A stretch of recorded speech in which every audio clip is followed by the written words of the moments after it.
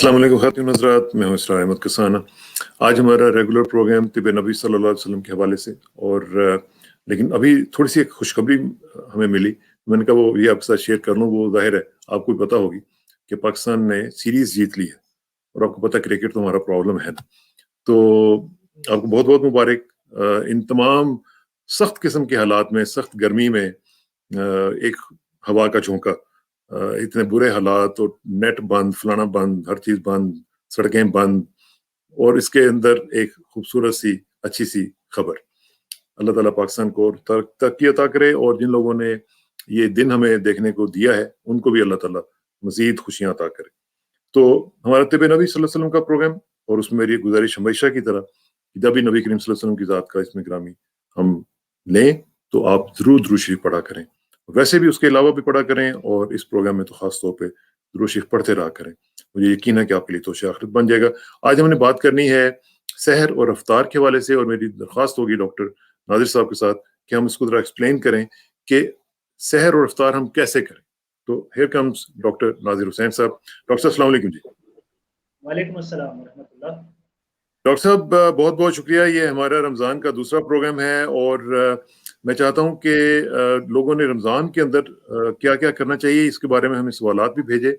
आप ज़रा ये बताइएगा कि रमज़ान में सबसे पहले सहर और फिर अफ्तार किस तरह की जानी चाहिए तिब नबी सल्लल्लाहु अलैहि वसल्लम की रोशनी में। इसरार कसन साहब, अगर इजाज़त हो तो वो जो आपने सीरीज़ जीतने वाली बात की है, जी जी प्लीज। मैं यकीनन मैं भी सबको मुबारकबाद दूँगा। वैसे बेसिकली मैं स्क्वैश का प्लेयर हूँ और क्या स्कूल लाइफ़ में माशाल्लाह। हॉकी खेलता था। हॉकी बहुत अरे अच्छी वाह। खेली मैंने लेफ्ट आउट की पोज़ीशन पे। क्रिकेट भी अच्छी लगती है, अच्छा, लेकिन तो आप भी ये जो वो समीउल्लाह और करीमुल्लाह की तरह आप भी लेफ्ट आउट और राइट आउट थे। मैं लेफ्ट आउट था और अच्छी अच्छा खासी माशाल्लाह। मेरी स्पीड हुआ करती थी मेरी माशाल्लाह। ये माशाल्लाह माशाल्लाह। जब जब ये टीम जा रही थी, क्योंकि कराची में मेरा जो मेडिकल सेंटर है वो अल्लाह ने उसको बड़ी इज़्ज़त दी हुई है। तो कुछ ऐसे प्लेयर्स हैं रिटायर्ड भी जो मेरे पास आते रहते हैं, मेरे पेशेंट्स हैं।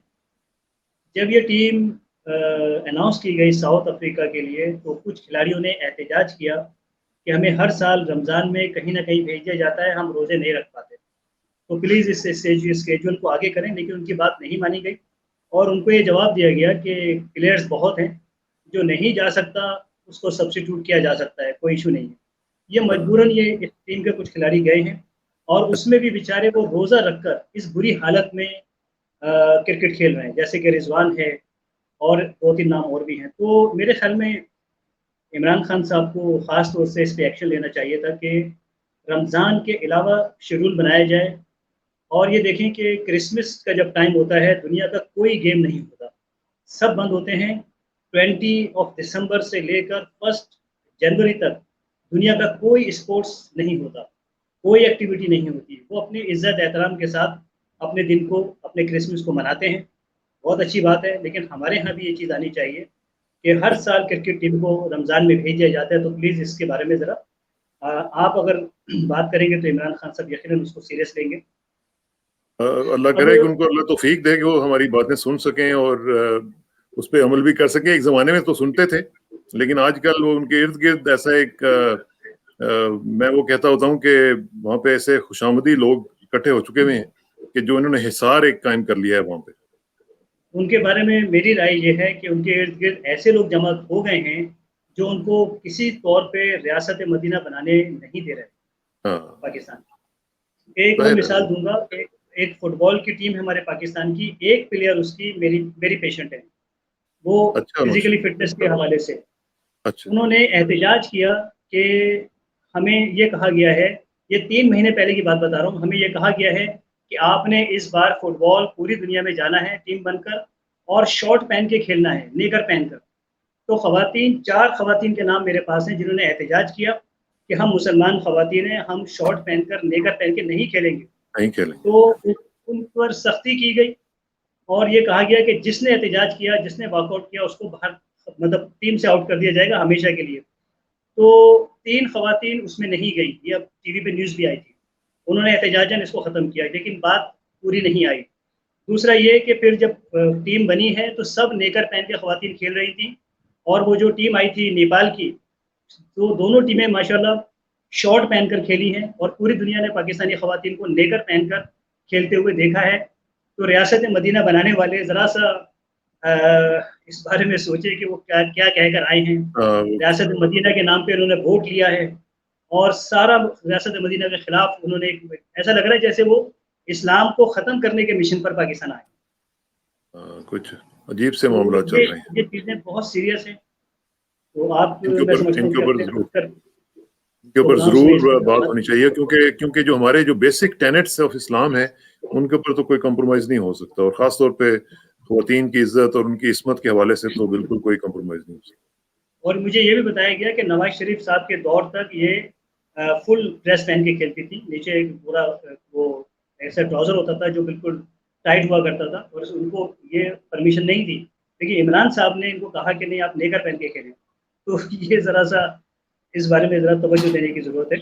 हाँ, ये अजीब डायकॉटमी है।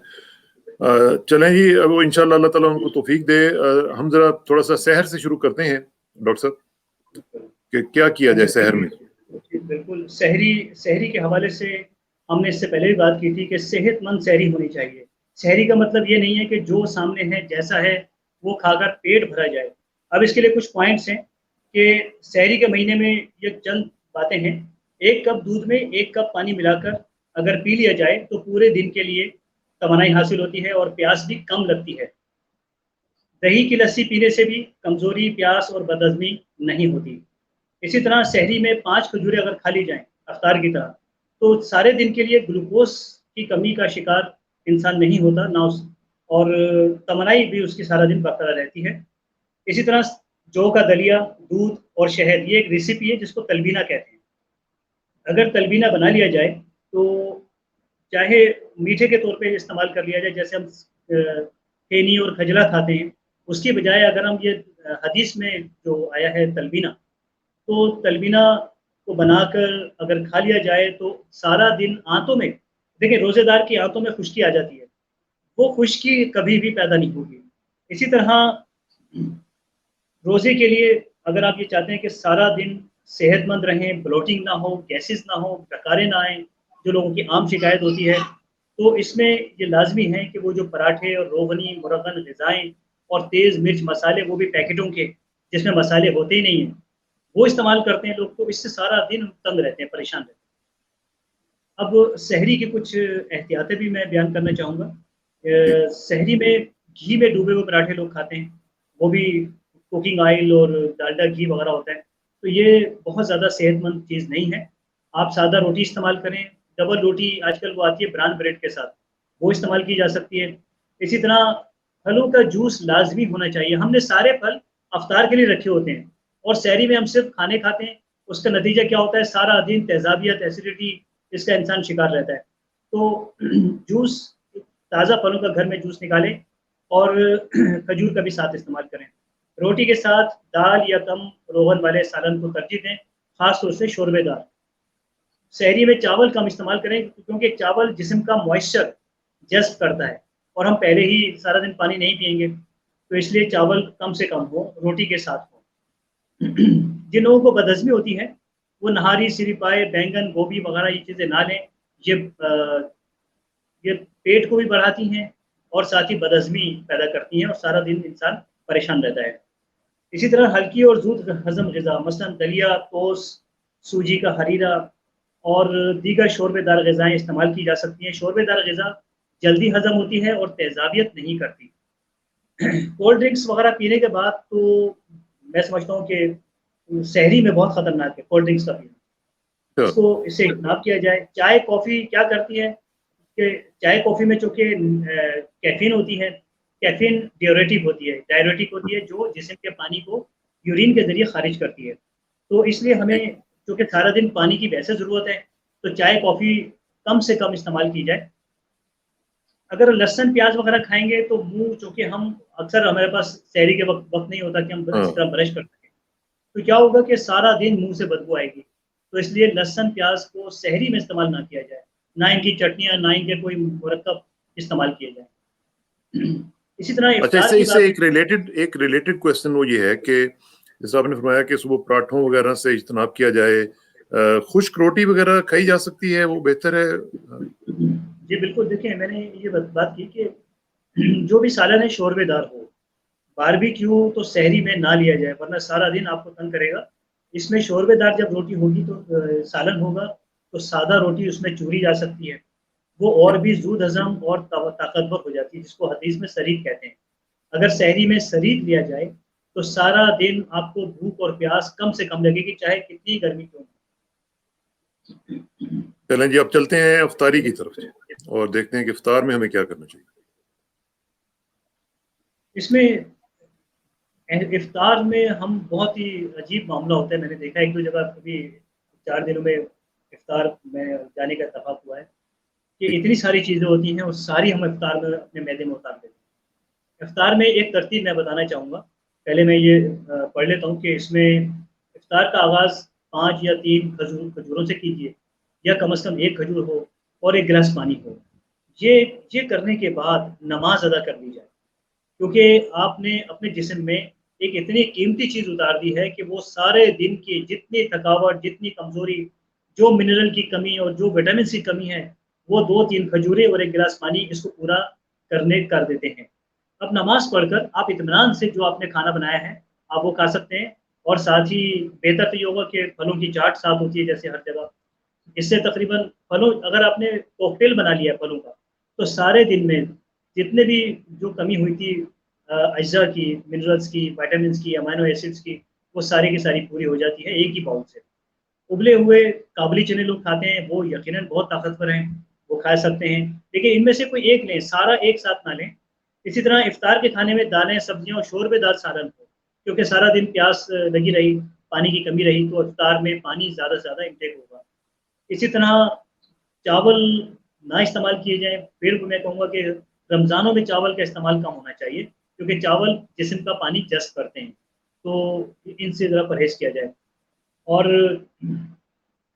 इसमें दही का लाज़मी इस्तेमाल किया जाए, सहरी में भी और इफ्तार में भी। तो इससे ये कि ज़रा प्यास की शिद्दत कम हो जाती है और तरावीह के लिए जो आपने एक और एक्सरसाइज़ है, अल्लाह ताला उसको कबूल करे, वो भी इंसान एक्टिव हो जाता है दही खाने से। फिर दही से कैल्शियम बहुत मिलता है, हमें कैल्शियम की कमी नहीं होगी अगर हम दही इस्तेमाल करते रहेंगे। तो दही की लस्सी बना के पिएँ या सिर्फ दही खा लें? लस्सी दही दही दही की लस्सी तो बहुत ही अच्छी चीज़ है। वो जो हम मशरूबात तरह-तरह के रंग-बिरंगे मशरूबात केमिकल वाले इस्तेमाल करते हैं, उससे बेहतर है कि हम दही की लस्सी इस्तेमाल करें मशरूब के तौर पर। इसी तरह आजकल तरबूज मौजूद है, खरबूजा भी है। हमारी इफ्तारी में ये तो लाज़मी शामिल हो, इसमें 95% पानी होता है, तो पानी की कमी हम फिर पूरी कर लेंगे इससे। मशरूबात में जैसे हमने बताया कि तरबूज का जूस बना लिया जाए, गन्ने का रस बहुत अच्छी चीज़ है और इसी तरह लीची का शरबत बहुत पिया जाता है, ये इस्तेमाल कर सकते हैं। सेब का कोई एप्पल जूस फ्रेश घर में निकाला जा सकता है। कोशिश करें कि नेचुरल अगर आपको अल्लाह ने तौफ़ीक दी है, अफ़ोर्ड कर सकते हैं, तो नेचुरल चीज़ों को घर में बनाया जाए और इस्तेमाल किया जाए और बाज़ार के जो रंग-बिरंगे शरबत हैं, उनसे इज्तनाब किया जाए। इसी तरह अनार का शरबत बहुत अच्छा है कि वो जितने भी हम पकोड़े वो खाते हैं, समोसे वग़ैरह, वो अनानास का शरबत या अनानास अगर शामिल कर लिया जाए, तो वो पाइनएप्पल इंशाअल्लाह उस फैट को तो डिज़ॉल्व कर देता है और आप जो इंसान ओवरवेट हो जाता है रमज़ान में, उससे बच जाते हैं। तो इसलिए अनानास को भी या पाइनएप्पल को भी शामिल किया जाए। खरबूजे का शेक बनता है दूध के साथ, किसी दिन वो बना लीजिए, किसी दिन आप अनानास का खाली शरबत बना लीजिए, किसी दिन चेरी का शरबत बना लीजिए। ये बदल-बदल कर रोज़ाना इस्तेमाल किए जा सकते हैं। घर में तैयार करदा मेवा जात की जो सरदाई बनाते हैं लोग, वो बहुत अच्छी है। उससे गर्मी की शिद्दत ख़त्म होती है और इसी तरह जौ का सत्तू है, किसी दिन सत्तू बल्कि सत्तू तो मैं समझता हूँ रोज़ाना साथ होना चाहिए। ठीक। सत्तू क्योंकि वो बहुत बहुत आसानी के साथ सारे दिन की गर्मी को कवर कर लेता है या जिन ममालिक में गर्मी नहीं है, सर्दी है, वहाँ पर वो डिहाइड्रेशन से बचाता है। एक इसी ज़माने में तरह सत्तू बहुत इस्तेमाल होता था पाकिस्तान में, मुझे याद है हमारे बचपन में हम देखा करते थे। बहुत जी, सत्तू लोग रेहड़ियों पे लोग बेचा करते थे और लाके वो शरबत पिलाते थे। बिल्कुल आजकल भी ऐसे ही हो रहा है। लोग मैंने देखा है कि ठेलों पर होते हैं और हुँ। सत्तू का शरबत बेचते हैं। बहुत ख़ास तौर से अफ्तार में तो जगह-जगह मैंने इस्लामाबाद में गया था तो वहाँ भी मैंने देखा कि लोग सत्तू का माशाअल्लाह। शरबत पी रहे थे ठेलों पे।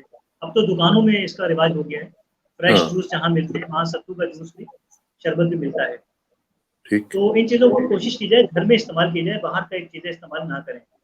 रात के खाने में कम से कम रोज़ाना एक बार फ़िश ज़रूर इस्तेमाल की जाए। हालाँकि उससे प्यास लगती है, लेकिन अगर जौ का सत्तू और ये सब चीज़ें मुख्तलिफ़ शेक साथ होंगे, क्योंकि मछली से हमें अ, जो फैट मिलता है, जो प्रोटीन्स मिलती हैं, वो बाकी चीज़ों से इतनी ज़रूर हज़म नहीं होती, जितना जिस्म मछली को या फ़िश को कबूल करता है। तो ये फ्राइड तो फिश इसमें होनी चाहिए? ये इफ्तारी में जो खाना खाते हैं हम लोग इफ्तार के बाद, उसमें हाँ। हम फ़िश का सालन बना सकते हैं और नहीं, हाँ, वो इसी तरह सालन की शक्ल में हो या फ्राइड, जैसे वो फ्राइड भी होती है ना? फ्राइड भी कर सकते हैं, फ्राइड भी कर सकते हैं। ठीक, और ठीक। ज़्यादा बेहतर ये है कि शोरबेदार सालन अगर मछली का होगा, वो हाँ, आपको ज़्यादा तवानाई देगा, क्योंकि उसके अज़्ज़ा पानी के अंदर मल्टीप्लाई हो जाते हैं और वो ठीक। ज़्यादा बेहतर है। इसी तरह ये कोशिश की जाए कि देसी मुर्गी हो, फ़ार्मी मुर्गी, फ़ार्मी हुँ, चिकन केमिकल होते हैं, वो हाँ, इंतहाई ख़तरनाक है, आपके दिफ़ाई निज़ाम को, इम्यून सिस्टम को कमज़ोर करती है। ब्रायलर्स जितने भी ब्रायलर्स हैं, हुँ, उनसे बचते हुए देसी मुर्गी और इसी तरह से मटन ले लिया जाए या हाँ, वो बछिया, वो गाय जिसने भी दूध नहीं दिया उन तकरीबन 1 साल तक की जो गाय होती है, इसे इसका अगर बछिया का इसको गोश्त मिल जाए, वो बनाया ठीक। जा सकता है, उसके कबाब बनाए जा सकते हैं। तो इन चीज़ों की एहतियात बहुत ज़रूरी है ताकि रोज़े का असल जो मकसद है वो हासिल हो सके। अब इफ्तार की एहतियातें हैं कि दिन भर भूख और प्यास के बाद इफ्तारी की नेमत अल्लाह ताला अता करते हैं। इसमें बेशक। ये है कि इफ्तार में 3 से 5 दरमियाने साइज़ के पकोड़े से ज़्यादा ना खाएँ। ये जो हम हुँ, भर-भर के प्लेटें पकोड़े खाते हैं, समोसे हाँ। होते हैं, फिर शरबत, फ्रूट और फिर हम खाना भी खाते हैं माशाल्लाह। तो हुँ, हुँ, ये ऐसा ना किया जाए और शरबत वग़ैरह खाने से पहले ही पी लें। ये जो खाना खा के या हम सारी चीज़ें खा के आखिर में हम पानी का एक दौर चलाते हैं, ये तेज़ाबियत, एसिडिटी, मैदे के जो मैदे में जूसेज़ होते हैं, जितना खाना जाता है, आपके सामने जितना खाना रखा है, हमारी आँखों का ब्रेन के साथ राब्ता है और ब्रेन का मैदे के साथ राब्ता है। वो जितना खाना देखता है, मैदे को ऑर्डर करता है कि उतने जूसेस तैयार करे। वो एक कैलकुलेशन है, अल्लाह ताला ने कैलकुलेशन रखी है पूरी मैथमेटिकल। तो वो जूसेस उतने हो जाते क्या हैं। अब हम बात जब खाने के बाद पानी पी लेते हैं, वो जूसेस 10 गुना बढ़ जाते हैं और वो खाने को हज़म करने की सलाहियत ही नहीं रखते। क्योंकि पतली इतनी हो जाती है, वो लिक्विडिटी इतनी आ जाती है उसमें। तो इसलिए खाने के बाद पानी ना पिया जाए। अच्छा, बहुत ज़्यादा ओवर ईटिंग ना की जाए, ये सोच के कि मैं सारा दिन भूखा था, लिहाज़ा अब मैं खूब खाऊँगा। तो है! हाँ, उतना ही खाया जाए जितना आम दिनों में एक डिनर होता है। इसी तरह खट्टी चीज़ें बहुत ज़्यादा ना खाई जाएँ, ख़ास तौर से अगर आप खट्टी चीज़ें खा रहे हैं, तो दूध की कोई चीज़ उस वक़्त नहीं होनी चाहिए। और खट्टी ठीक। चीज़ों में जैसे हम आलू बुखारे की चटनियाँ ज़्यादा इस्तेमाल करते हैं, इमली की हाँ, चटनियाँ बहुत ज़्यादा होती हैं। तो इस वक़्त में जब हम ये चीज़ें खा रहे हैं, साथ ही हम दूध ना लें, वरना ये अंदर जाकर काफ़ी गैसेज़ बन जाती हैं बहुत, हुँ, बहुत ब्लोटिंग होती है इसके अलावा। और इसमें डायरिया तक हो सकता है और डायरिया अच्छा। होना रमज़ान में बहुत खतरनाक चीज़ है। इसी तरह हुँ, सॉफ्ट ड्रिंक्स वग़ैरह और ये सब जितनी भी चीज़ें हैं, अगर हम अफ़्तारी इनसे करेंगे, सॉफ्ट ड्रिंक से, तो किडनी पे बहुत बुरा असर होता है इसका। जैसे नहा लूँ हमने सारा दिन के बाद, जबकि प्यास की शिद्दत है और जिस्म हमारा एब्ज़ॉर्ब करने के लिए मुकम्मल तैयार है और पहले से ज़्यादा एक्टिव है, हमने कोल्ड ड्रिंक से इफ्तार कर लिया, खजूर खाई, जैसे कि टीवी पे दिखाया जाता है ऐड में कि खजूर खा रहे हैं और ऊपर से कुछ कोई ना कोई सॉफ्ट ड्रिंक ले रहे हैं। ये किडनी फेल तक कर सकती हैं, इनसे इज्तनाब किया जाए। अच्छा। इसी तरह हाँ, तो सकील अशिया हाँ, ये बहुत अच्छा पॉइंट है कि सकील अशिया जो जो ठोस चीज़ें हैं वो पहले खाई जाएँ। जैसे आपके दस्तरख़्वान पर गोश्त है, रोटी है, चावल है हुँ, और सेवइयाँ हैं और कोई खीर वग़ैरह है, कस्टर्ड वग़ैरह। अब इसकी तरतीब ऐसे होगी कि सबसे पहले रोटी और गोश्त खाया जाए। इसके बाद हुँ, अगर दाल है तो वो खाई जाए, अगर चावल है तो इसके बाद फिर वो खाया जाए और इसके बाद कोई खीर वग़ैरह या कस्टर्ड है तो फिर वो खाया जाए, ये तरतीब होती है। अब लोग हुँ, ये करते हैं कि अपनी मर्ज़ी से किसी ने पहले बिरयानी खा ली, बाद में फिर रोटी खाई, तो ये उसकी सेहत के लिए मैदे की सेहत के लिए अच्छा नहीं है। मैदे में जो जूसेज़ हैं, रोटी हम पहले खाएँगे तो वो पूरी तरह जाके उसमें डूब जाते हैं और चूँकि वो हाँ, सख़ील होता है, सख्त होता है, हार्ड होता है, तो हंगर जूसेज़ जो हमारे मैदे के हैं, डाइजेस्टिव जूसेज़, वो उसको बहुत अच्छी तरह हज़म करते हैं, इस काबिल बनाते हैं कि वो आगे हज़म के मराहिल से गुज़र सके। तो ये ठीक। तरतीब होगी खाने की और इसी तरह सलाद को लाजमी रखें, खीरा लाजमी होना चाहिए। सलाद के पत्ते हमारे इफ्तार डिनर में लाजमी होने चाहिए। तो इसी तरह मज़ीद ये कि बेकरी की जो मसनूआत हैं, बिस्कुट और दीगर चीज़ें, मेरे ख़्याल में इफ्तार या सहरी में बल्कि होना ये चाहिए कि रमज़ान में तो इससे मुकम्मल तौर पे इज्तनाब किया जाए। हाँ, और ये बहुत ही मुज़र होते हैं। इफ्तार के फ़ौरन बाद लोग सो जाया करते हैं, ये भी इंतहाई हाँ, ख़तरनाक है, ये भी हाँ, क्योंकि कई लोग सो मैदे जाते हैं। को, हमारे जिस्म को ज़रूरत है कि आप जागे बैठें, चलना-फिरना नहीं है। मैंने तो हाँ, हमेशा ये कहा है, ख़वातीन से मेरी एक रिक्वेस्ट है कि वो इफ्तार करने के बाद बेचारी, हमारे यहाँ तो पाकिस्तानियों में एक अजीब सिलसिला है, इंडिया वाले में भी और शायद बांग्लादेश में भी है कि हम खाना खूब खाते हैं माशाल्लाह। जिस ख़वातीन ने 2 घंटे वो खड़ी रहीं किचन के अंदर, रोज़े की हाँ, हालत में इफ्तारी बनाई है और इसके बाद उन्होंने हमारे सामने लाके रखा भी है। फिर हमने खाया और हम पीछे बैठकर गुफ्तगू शुरू कर देते हैं। बेचारी वही ख़वातीन खाना उठाकर, बर्तन उठाकर फिर ले जाती हैं। हाँ, ये प्रैक्टिस ना करवाई जाए। खाना खाने के बाद आधे घंटे तक कोई एक्टिविटी ना हो, जैसे मर्द हज़रात बैठे हैं, ऐसे ख़वातीन भी वहीं बैठ जाएँ, आराम से हुँ, बैठें, कोई जल्दी ना करें और कोई तरतीब बनाएँ इस चीज़ की कि एक्सरसाइज़ करना ख़वातीन का, या फिर मैं ये हमेशा ये कहता हूँ कि बेशक हम मर्द हज़रात अपनी-अपनी ड्यूटीज़ करके आते हैं, बहुत थकावट होती हुँ, है, लेकिन इफ्तारी के वक़्त हम आकर, 1 महीने की बात है, हम इफ्तारी के वक़्त आके रज़ाकाराना अपने आप को पेश करें और ख़वातीन के साथ भरपूर किरदार अदा करें और इफ्तारी की प्लेटें जो उठानी हैं, डिशें उठानी हाँ। हैं, टेबल पे करनी है, जो डिश आउट करना है, ये हम मर्द हज़रात अपने ज़िम्मे ले लें। और हमारे एक इसमें कोई शर्म की बात नहीं है, नबी करीम सल्लल्लाहु अलैहि वसल्लम अपने घर में तमाम काम उसमें हाथ बटाया करते थे। नबी सल्लल्लाहु अलैहि वसल्लम सारे काम खुद किया करते थे। माशाल्लाह वो कुकिंग भी बहुत अच्छी करते थे। वो सिलाई बहुत अच्छी किया करते थे। ये हमारे उलमा कराम हमें बताते रहते हैं, हाँ, एनकरेज करने के लिए। हमारे एक दोस्त हैं, वो रिटायर्ड मेजर हैं, वो और उनके बेटे, उन्होंने बहुत अच्छी मिसाल कायम की कि रमज़ान में वो अपनी ख़वातीन को मुकम्मल छुट्टी दे देते हैं। किचन में जाना मना उनका। क्या बात है! क्या बात! वो खुद माशाल्लाह अच्छे कुक हैं। हमने उनके हाथ से कई चीज़ें खाई हैं।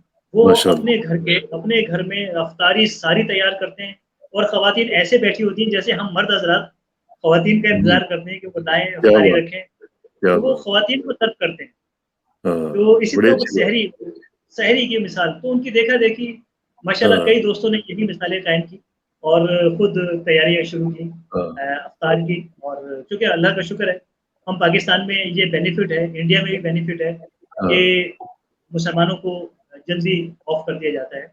हम लोग 3 साढ़े 3 4 बजे हाँ, घर हाँ, पहुँच जाते हैं ठीक मेजॉरिटी बात, पाकिस्तानी। ठीक बात, ठीक बहुत बात। वक़्त होता है, थोड़ा-सा सो लिया आकर और इसके हाँ, बाद ज़रा-सी इफ्तारी की तैयारी खुद कर लें। वो कर लो, ख़वातीन को ठीक छुट्टी बात। दे दें 1 महीने की, बेचारी सारा साल काम करती हैं हाँ, और सारा सही बात। साल और पूरा हफ़्ता और रोज़ाना 2-3 मर्तबा, हत्ता कि माशाल्लाह कोई मेहमान रात 12 बजे भी आ जाए, वो कहे मैंने खाना नहीं वो खाया, कर लेते हैं। तो हाँ, उसके लिए भी सही बात। ज़ाहिर है वो नहीं, कोई कज़न है कि बड़ा इम्पोर्टेंट पॉइंट आपने बताया। एक और चीज़ डॉक्टर साहब जो बड़ी ही इम्पोर्टेंट है वो है हम फेस जो करते हैं वो रमज़ान में ख़ास तौर पे वो डिहाइड्रेशन है। और पाकिस्तान में तो गर्मियों की वज़ह से और यहाँ पे हम जैसे जो लोग हैं जो यूरोप में या नॉर्थ अमेरिका में हैं, यहाँ पे ड्यूरेशन की वज़ह से डिहाइड्रेशन फ़ील होती है, रात को इतना पानी नहीं पिया जा सकता। उसमें क्या किया जा सकता है? इसमें ये हमारा एक चैप्टर है, पानी की इंशाल्लाह, कि पानी कैसे पिया जाए रमज़ान में। इसमें डिहाइड्रेशन से तो सभी वाकिफ़ हैं, इसकी निशानी ये होती है कि हमारी स्किन खुश्क होने लगती है और स्किन सख्त हो जाती है। अगर आप स्किन को पकड़ के एक चुटकी में लें, तो वो आसानी से वापस नहीं जाती। ये निशानी होती है कि अब डिहाइड्रेशन हो रही है। हर वक़्त ज़ुबान का खुश्क रहना और आँखों का खुश्क रहना और प्यास की शिद्दत होना और नकाहत तारी होना, बाज़ औक़ात चक्कर आ जाने और कॉन्स्टिपेशन हो जाना, ये सब निशानियाँ हैं कि जिस्म में पानी की कमी है। अब इसके लिए इफ्तार में खजूर के साथ 1 या 2 गिलास, यहाँ तो 1 लिखा है, लेकिन मैंने ये देखा कि 2 गिलास पानी भी इस्तेमाल किया जाए और 2-3 खजूरें हों, 2 गिलास पानी, इसके बाद नमाज़ अदा कर ली जाए ताकि पानी अपनी जगह बनाए और जिस्म में वो ट्रैवल करे। और रात सोने तक हर 1 घंटे के बाद 1 या 2 गिलास पानी पीते रहें। यानी जब आपने इफ्तार डिनर कर लिया, उसके 1 घंटे के बाद से शुरू करें। 1 गिलास पानी सोते हुए रात तकरीबन 5-6 गिलास पानी हो जाता है और ये काफ़ी है। इसी तरह मैं एक और चीज़ इसमें ऐड करना चाहूँगा कि जब हम सहरी में उठते हैं, उठते ही हम 2 गिलास, 3 गिलास जितना पानी पी सकते हैं, वो पी लें। इंशाल्लाह अच्छा। डिहाइड्रेशन इस अमल से नहीं होगी। हुँ, इसके बाद रात जब तरावी होती है तो तरावी में पानी साथ लेकर जाएं और हर तरावी के बाद आधा गिलास पानी पी लें या चंद घूंट पानी पी लें। वहाँ पर पानी का एहतमाम जारी रखें। एक 300 ml की बॉटल कम से कम हमें तरावी के दौरान पी लेनी चाहिए। ठीक। फिर सहरी के लिए उठते ही 1-2 गिलास पानी पिएँ और सहरी के दौरान भी आधा गिलास पानी या फ्रेश जूसेस, पानी से मुराद है लिक्विड, कोई सा भी लिक्विड हो, कोई शरबत है, कोई जूस है और कोई शेक है, ये सब पानी है, इनका एहतमाम किया जाए। खाने के दौरान भी हम पी सकते हैं पानी, सुबह सहरी के हम बाद? खाने के दौरान बिल्कुल हम खाने के दौरान पानी पी सकते हैं, थोड़ा-सा पानी पी सकते हैं, आधा गिलास, 1 गिलास ठीक। वक़्फ़े-वक़्फ़े से हम पी सकते हैं। लेकिन खाना खाने के बाद, सहरी करने के बाद हम ना पिएँ तो ज़्यादा बेहतर है। इसी तरह सहरी के जब इख्तिताम होने लगता है, तो अगर फ़र्ज़ करें एक आधा घंटा बाकी है, 1 घंटा बाकी है, जैसे बहुत से लोग बहुत जल्दी सहरी कर लेते हैं, जल्दी उठ तो जाते उन्हें हैं। चाहिए कि वो फिर सहरी में जब 5 मिनट रह जाएँ, तब भी वो 1-2 गिलास पी लें और अगर कोई टाइम नहीं है, तो आधा गिलास पानी पिया जा सकता है अज़ान से कब्ल। इसी तरह ठीक। पानी की कमी बेशुमार तिब्बी मसाइल, जैसे खून गाढ़ा हो जाता है, हाँ। हाथ-पाँव सुन्न होने लगते हैं और बहुत ज़्यादा एक्टिव इंसान नहीं रहता। जिनको ब्लड प्रेशर है, उनका ब्लड प्रेशर बढ़ जाता है। जिन्हें हार्ट के इश्यूज़ हैं, उनका हार्ट बीट ज़्यादा हो जाती है। ये भी एक निशानी है कि आप डिहाइड्रेशन का कोई शख्स शिकार है। तो ये एहतियातें हैं, मैं समझता हूँ कि अगर लोग इस पर अमल कर लें, एक हाँ। सेहतमंद रमज़ान, दरअसल रमज़ान सेहतमंद होना चाहिए। हमारे एक डॉक्टर थे प्रोफ़ेसर डी डियोस, इटली में। उन्होंने जैसे मैंने पहले भी अर्ज़ किया था कि हम मुसलमानों ने तो इतनी रिसर्च नहीं की, इसके तिब्बी फ़वाइद पर जितनी कि उन्होंने की है। तो वो बताते थे कि जो मैंने इस्लाम का रमज़ान का सिस्टम देखा है, हाँ। मैं ये कहता हूँ कि अगर आप अपने नबी के बताए हुए तरीक़े पर रमज़ान कर लें, तो मुसलमान वो दुनिया की वाहिद मख़लूक़ होगी, जिसे कैंसर नहीं होगा। सुभान अल्लाह। उन्होंने कहा जब मैं किसी मुसलमान को सुनता हूँ कैंसर है, तो मैं हैरान रह जाता हूँ कि इसके नबी ने जो सिस्टम दिया है रमज़ान का, उसके मुताबिक इसको कैंसर नहीं होना चाहिए, इसे कैसे कैंसर हो गया? तो उनका हाँ। कहना ये है, मैंने जब उनसे तफ़सीलात पूछी, उन्होंने कहा कि रोज़े के दौरान जब शदीद भूख लगती है एक रोज़ेदार को इंतहाई खुश होना चाहिए, क्योंकि हुँ। शदीद भूख की हालत में वो कैंसर तक को खा जाता है, हमारा जिस्म। हाँ। जैसे हमने बताया था कि ऑटोफेजी होती है, बिल्कुल। ऑटोफेजिया इटालियन में कहते हैं, इंग्लिश में ऑटोफेजी है कि खुद को खाना, जिस्म खुद को खाता है। हुँ। जहाँ जो गले-सड़े हिस्से हैं हमारे जिस्म के अंदर, कोई लीवर फैटी लीवर हो गया है या जिगर के अंदर कोई और मसले हैं, कोई एब्सेस बन गया है या कहीं कैंसर बन रहा है, इस 1 महीने में जिस्म हमारा कैंसर हर चीज़ खाकर जिस्म को साफ कर देता है। एक बिल्कुल। मुसलमान को कैंसर नहीं होना चाहिए। तो अगर ये जो एहतियातें हमने आज बताई हैं, इसरार कसाना साहब के शो में, अगर आप इस पर अमल कर लें, इंशाअल्लाह मुसलमान को अगले रमज़ान तक कैंसर नहीं होगा। इंशाल्लाह, इंशाल्लाह। बहुत-बहुत शुक्रिया डॉक्टर साहब और नाज़रीन, ये जो आपने बातें सुनी है, इसके ऊपर अमल भी हमें करना चाहिए और अमल का तकाज़ा ये है कि एक-एक चीज़ जो आपको हमने स्लाइड्स पे दिखाई है, उसको कोशिश करें अपनी ज़िंदगी का हिस्सा बनाने में, ख़ास तौर पे रमज़ान के दौरान। तो इंशाल्लाह इसके ऊपर मज़ीद हम बात करते रहेंगे। अगला जो हमारा प्रोग्राम होगा, वो बीमारियों के हवाले से होगा कि जो लोग मुख्तलिफ बीमारियों के शिकार हैं, उनके साथ रमज़ान में उनको क्या-क्या एहतियातें करनी चाहिए, उस पे भी बात करेंगे इंशाल्लाह और आपसे मुलाकात होगी। डॉक्टर साहब, आपका बहुत शुक्रिया। आखिर में दुआ कि मेरी इज़्ज़त के लिए काफ़ी है कि मैं तेरा ही बंदा हूँ। मेरे फ़ख्र के लिए काफ़ी है कि तू ही मेरा परवरदिगार है। तो बिल्कुल उसी तरह जिस तरह मैं चाहता हूँ, मुझे भी उसी तरह बना दे जिस तरह तू चाहता है। स्पुरदम बतुमाए ख़ेश रहो, तू दानी हिसाबे कमो बेश रहो। मुझे इशराक सना को डॉक्टर नाज़िर हुसैन साहब के साथ इजाज़त दीजिए। जल्दी मुलाकात होगी इंशाल्लाह। अल्लाह